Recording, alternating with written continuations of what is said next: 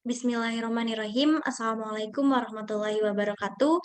Alhamdulillahirabbil alamin wassalatu wassalamu ala asrofil anbiya'i wal mursalin wa ala alihi wa sahbihi ajmain. Amin ya rabbal alamin. Sebelumnya saya ucapkan terima kasih banyak kepada Ibu Dr. Ida Farida MPD selaku dosen pengampu dari mata kuliah Filsafat dan Sejarah Kimia. Di sini saya Ilma Salma Samia dari kelas 3A akan sedikit memaparkan mengenai History of Alchemy. Pada kesempatan kali ini akan ada beberapa hal yang akan kita bahas. Yang pertama ada Islamic Golden Age atau masa keemasan Islam.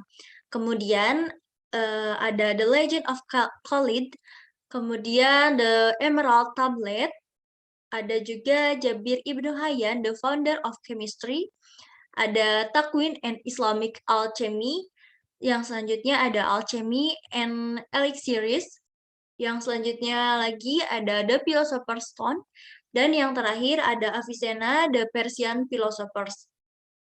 Langsung saja kita ke bahasan yang pertama, yaitu The Islamic Golden Age atau masa keemasan Islam. Nah, masa ini dimulai sejak jatuhnya Kekaisaran Romawi, di mana masa ini dimulai sejak abad ke-8 hingga 14 Masehi. Pada masa ini, kota yang menjadi pusat peradabannya itu adalah kota Baghdad. Lalu pada saat ini juga alkimia mempunyai peranan yang besar dan ikut berpartisipasi dan ikut andil dalam masa keemasan Islam. Apa buktinya bahwa alkimia ini ikut berperan aktif juga? Nah, ternyata alkimia sebenarnya itu berasal dari bahasa Arab yang berawal dari kata alkimia, seperti itu. Nah, pada saat masa keemasan juga ada beberapa ilmuwan terkemuka, ilmuwan alkimia. Yang pertama ada Jabir bin Hayyan, kemudian ada Dulnun al-Misri, kemudian ada Muhammad bin Zakaria al-Razi, dan yang terakhir ada Muhammad bin Umail al-Taminin. Yang selanjutnya kita akan membahas mengenai The Legend of Khalid atau legenda Khalid. Nah, Khalid ini merupakan Pangeran Khalid bin Yazid yang merupakan penulis alkimia pertama yang karyanya diterjemahkan dari bahasa Arab ke bahasa Latin. Nah, beliau karena karyanya tersebut sehingga beliau menjadi seseorang yang sangat penting dalam ilmu kimia. Lalu beliau juga ternyata selalu melakukan perjalanan untuk mencari Morienus, seorang biarawati yang mengajarkan rahasia kimia, karena beliau sangat tertarik dalam ilmu kimia. Yang selanjutnya di sini kita akan membahas mengenai The Emerald Tablet atau tablet Zamrud. Nah, apa sih tablet Zamrud ini? Tablet Zamrud ini adalah bagian tulisan yang samar, banyak dipelajari dan berulang kali ditafsirkan ulang oleh para alkemis selama berabad-abad lamanya dalam upaya untuk membuka rahasianya. Pada masa ini ada alkemis Eropa yang mempunyai beberapa pandangan ya. Yang pertama itu hingga ke abad 15 mereka itu percaya bahwa tablet Zamrud adalah penggambaran dari proses laboratorium. Nah, kemudian alkemis pada abad ke-16 ini mempunyai pandangan yang berbeda. Mereka itu cenderung lebih menafsirkan teks tersebut secara spiritual sebagai proses untuk mendekatkan diri kepada Tuhannya. Yang selanjutnya di sini kita membahas mengenai Jabir Ibnu Hayyan, the founder of chemistry atau Jabir Ibnu Hayyan selaku pendiri kimia. Beliau ini lahir di Khurasan pada tahun 721 Masehi dan banyak belajar dari Ja'far al-Shadiq. Beliau ini merupakan seorang ilmuwan kimia yang mengubah ilmu kimia mistis menjadi ilmu kimia sains. Sudah kita ketahui bersama ya bahwa pada saat itu ilmu kimia sangat erat kaitannya dengan ilmu mistis. Nah, lalu mengapa Jabir Ibnu Hayyan bisa mengubah stigma tersebut? Nah, beliau itu bisa mengubah stigma tersebut karena banyak melakukan uji coba, yaitu beliau menguji coba ide-ide teoritisnya sehingga bisa menemukan beberapa prinsip ya, prinsip kimia seperti kristalisasi, sublimasi, filtrasi, dan juga banyak lainnya.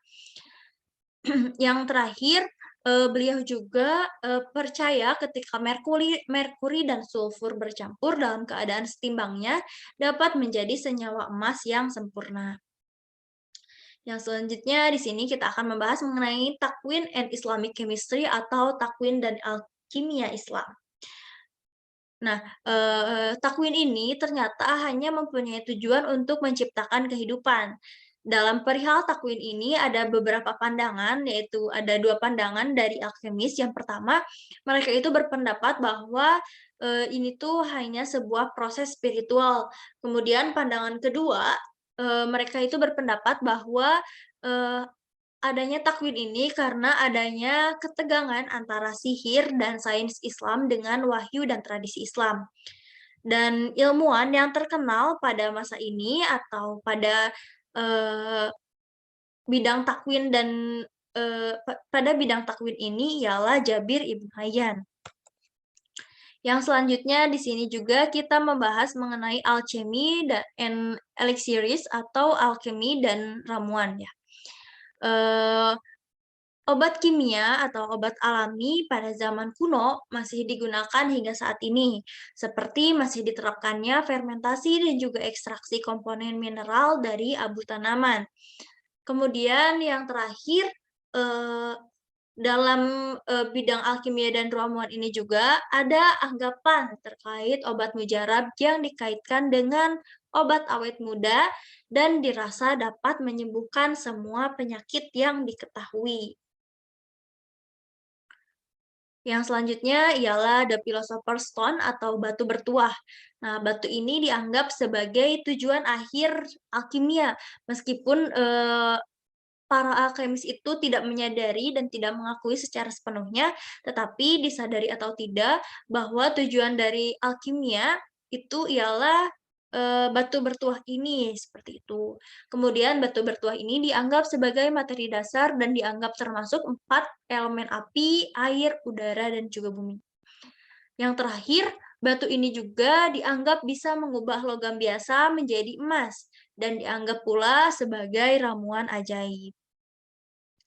Nah, kita masuk ke pembahasan terakhir yaitu tentang Avicenna, the Persian philosophers atau Avicenna sebagai filsuf Persia. Nah, nama lengkap dari Avicenna ini sendiri ialah Abu Ali Al-Husain Ibnu Abdullah Ibnu Sina, yang kemudian beliau itu, jika di dalam Islam, di dalam dunia Islam dikenal dengan nama Ibnu Sina, tetapi dalam dunia barat, beliau mempunyai sebutan lain yaitu Avicenna. Beliau ini dilahirkan, di Uzbekistan sekitar tahun 980. Dalam ilmu kimia, beliau itu menentang praktik transmutasi atau mengubah zat menjadi sesuatu yang lain, seperti mengubah logam menjadi emas, seperti itu. Dan juga ia berhasil membuat 4 buku dalam bidang kimia. Eee Avicenna ini atau Ibnu Sina ini seorang yang ahli dalam bidang kedokteran dan juga mendedikasikan dirinya di bidang filsafat. Mungkin itu saja yang dapat saya sampaikan. Terima kasih atas perhatiannya dan mohon maaf atas segala kekurangannya. Semoga video ini dapat bermanfaat. Kita akhiri saja. Billahi taufiq wal hidayah. Wassalamualaikum warahmatullahi wabarakatuh.